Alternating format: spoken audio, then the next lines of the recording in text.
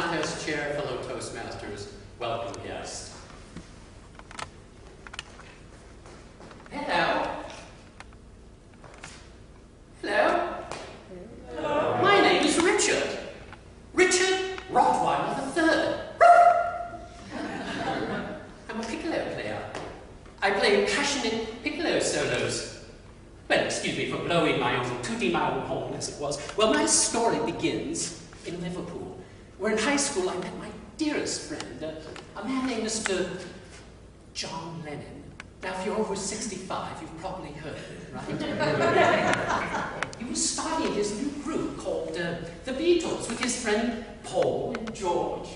And their drummer, Mr. Peter Best, at that time, well, when they found out that I was not only a passionate piccolo player, but a passionately proficient piccolo player, well, John says to me, he says, Richard, would you like to be lead piccolo player of the Beatles? Well, there's an offer you can't refuse. Well, there I was, yours truly, Richard Rotweiller III, the fifth Beatle. The very next day, I was chatting with John over some tea, and I was so inspired and so excited that I grabbed John by the shoulders and I looked him in the eye, and I said, just imagine, John. Imagine all the people who will be inspired by the Beatles music. And at that very moment, do you know that I had a bloody brilliant idea for a song? Imagine all the people playing piccolo. Well, John was actually not so keen on that song. Well, at that time, if you get my drift. But the next song I wrote for the Beatles was called I Want to Hold Your Piccolo. As some of you may know, John and Paul changed it later on to I Want to Hold Your Hand, of course. Well, it was their band, it was their prerogative, of course. You know, some say potato and I say piccolo. Soon after leaving high school, they decided to replace Mr. Peter Best, the drummer, with an odd-looking chap by the name of Richard Starkey. Well, we were sitting around one day and we were wondering, well, it would be a bit awkward having two Richards in the band. After all, there's only one Richard Rotweiller III.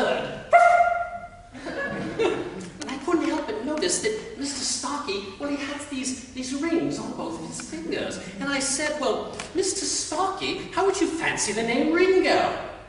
Of course he was delighted, and at that very moment, I could see the twinkle, twinkle in little Ringo's eyes, and I said, I've got it, Star. What about Ringo Starr? And a star was born. Well, just after I wrote the next song for the... Wait, excuse me, I think I need a little tonic here. Oh, much better. This will be available afterwards for you all. After I wrote the next song called Please Me With Your Piccolo, it was a bit of a strange time for us. Now, I was a teetotaler, but the boys, they were smoking those funny cigarettes. I don't know what that was all about. But we were over at Ringo's flat one day, and he brought these little pills out that he said were psychedelic, called LSP.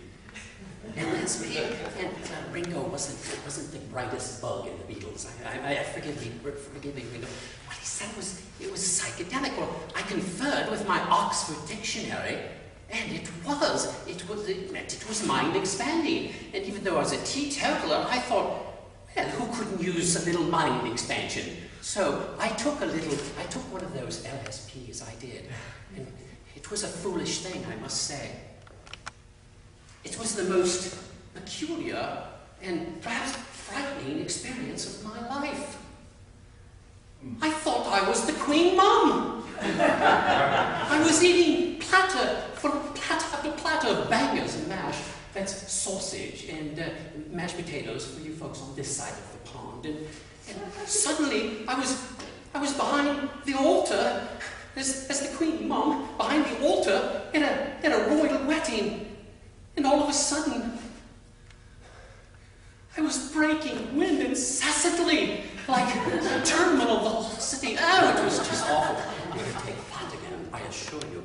Well, but it did inspire a song that I wrote about this experience I had when I came conscious 2 days later from this LSP. I wrote a song about it. You may have heard it. Lucy in the Sky with Piccolos.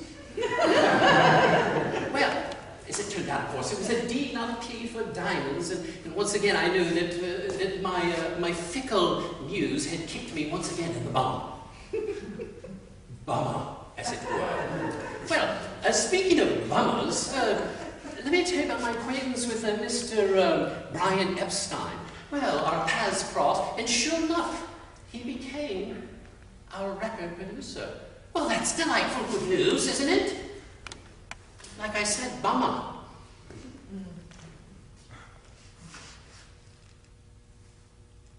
Just then, just now, here we go. We're off on the yellow brick road, sauntering to fame and fortune, as it were. Well, when I use the term we, I use it with a bit of chagrin and trepidation, as it were, because apparently the lords of karma had their niggers in a bit of a twist that day. Would you believe that Mr. Brian Epstein, when he was a young boy, a young lad, he was beaten senseless by a hooligan with a, guessed it, a piccolo! A piccolo! He wasn't beaten with a trumpet or a xylophone, he was beaten with a piccolo.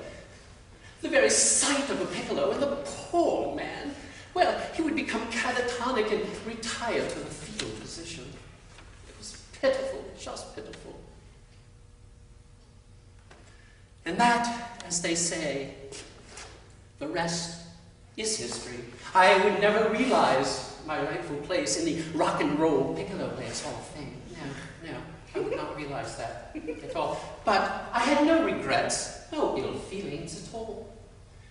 To quote my protégés, Mr. Maurice Chevalier, Doris Day, and, of course, Mr. Ricky Martin, mi vida loco, c'est la vie. Que sera, sera. 'Twas not meant to be. I'm Richard Rotweiller III. Madam Toast.